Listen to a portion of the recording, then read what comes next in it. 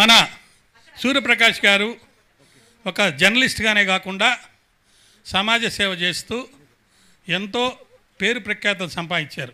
నవసాహితీ international తరపున మరి president of India గారి ఆధ్వర్యంలో మన్మోహన్ సింగ్ గారికి ఢిల్లీలో సన్మానం చేయడం జరిగింది.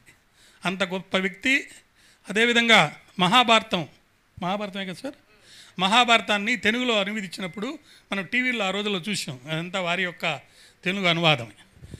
ఒక మాట ఆకెళ్ళ రాఘవేంద్ర గారు ఉన్నప్పుడు నేను మాట్లాడకూడదు, ఎందుకంటే మాటల దిట్ట ఆయన మాట్లాడతారు. నాకు వేరే కార్యక్రమం ఉంది కాబట్టి ఆయన మాటలు వినేసి నేను వెళ్ళిపోతాను. దయచేసి అందరికీ కూడా ఆ భగవంతుడు, మీరు నమ్మిన, నేను నమ్మిన, మనమందరం నమ్మిన విశ్వంలో ఉన్న ప్రతి పక్షి నుంచి, ప్రకృతి నుంచి ప్రతివాడు నేర్చుకోవాల్సింది ఏంటంటే, వాటికి మాటలు లేకపోయినా క్రమశిక్షణతో మనకు ఒక అనుభూతిని, ఆనందాన్ని, ప్రేమని అన్నింటినీ పంచి ఇదిగో ఇలా బతకండి అని చెప్తుంది. మీరు కూడా అక్కడి నుంచి అది నేర్చుకొని క్రమశిక్షణతోటి మంచి జీవితాన్ని గడిపితే, సుఖమైన జీవితాన్ని గడిపితే ప్రతి సెకను ఆనందంగా హాయిగా ఉంటారని చెప్తూ, మీరందరూ ఆ నిర్ణయం తీసుకున్నారు కదా. Yes, we're going to be happy for every second. Thank you very much.